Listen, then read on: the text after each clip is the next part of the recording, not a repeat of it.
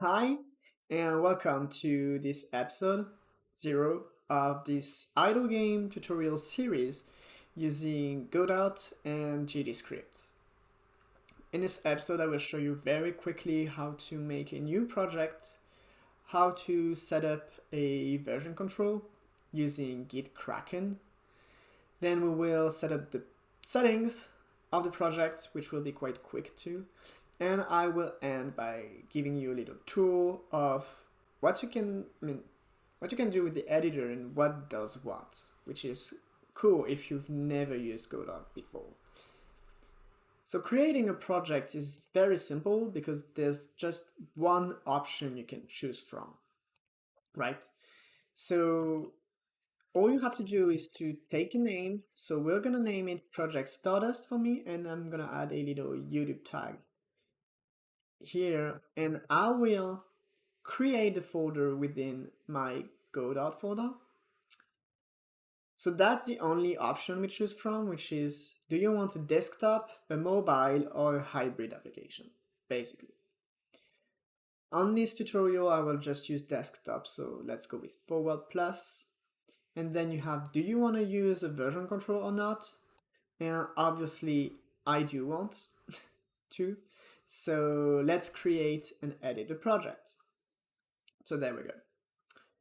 While the project is loading, I'm going to show you how to initialize a new repository using GitKraken. So when you're on the new tab view, you want to create a repository and a local one, okay? From there, you're just going to create the repository with the exact same name, right? So it's going to be Project Stardust YouTube. And you want to initialize it in the Godot folder.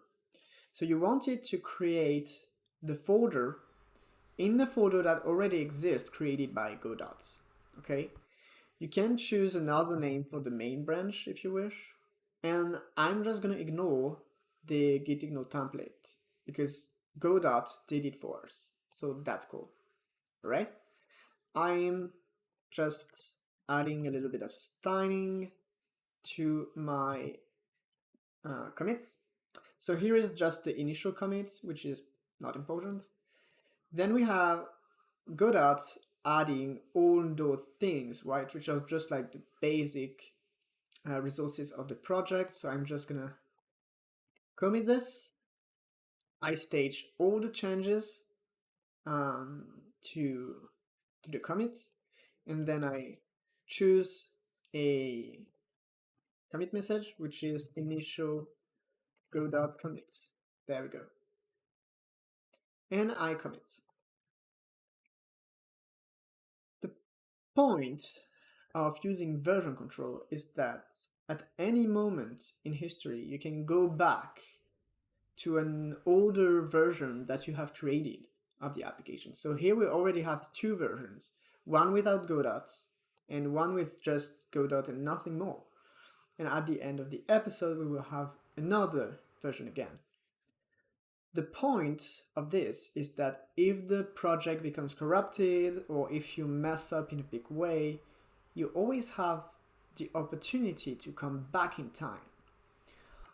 Also, it allows you to create sort of parallel branches where you can test things without impacting the main branch of the project.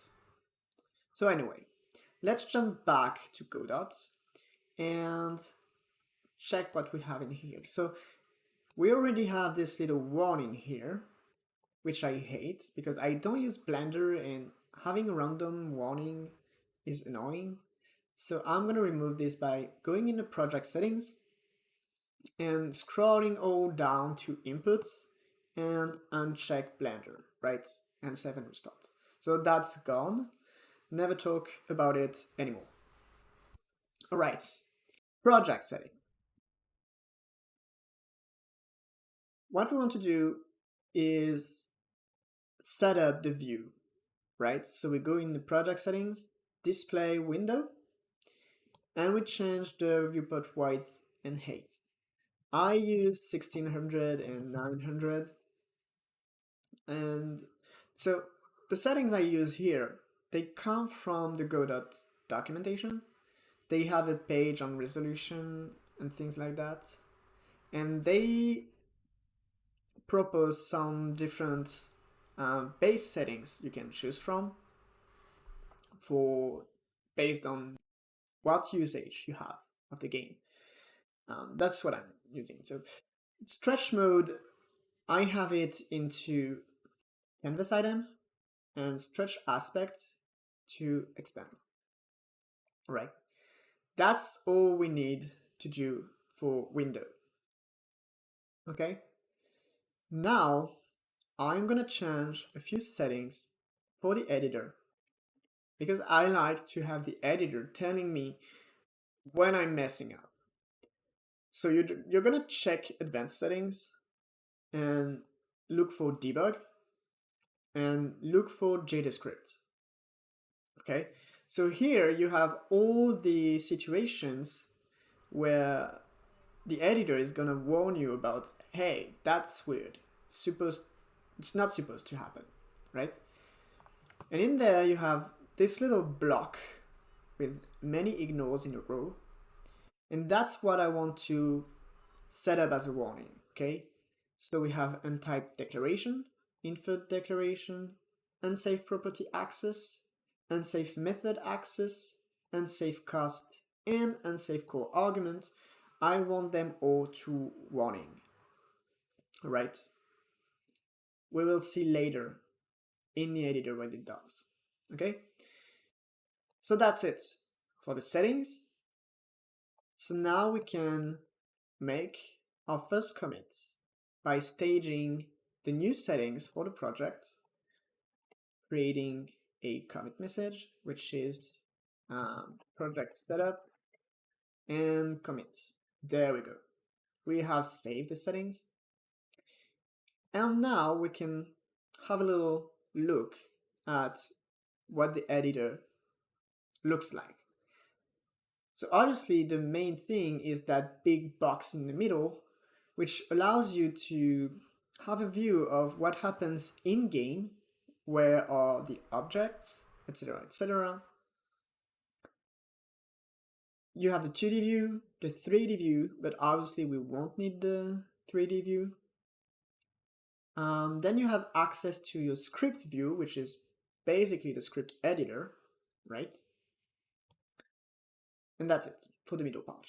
On the bottom, you have the console, the debugger, which you're going to use when you're testing, right? You have various other things like audio, animation, shader, theme, right? We're not going to use this for a while.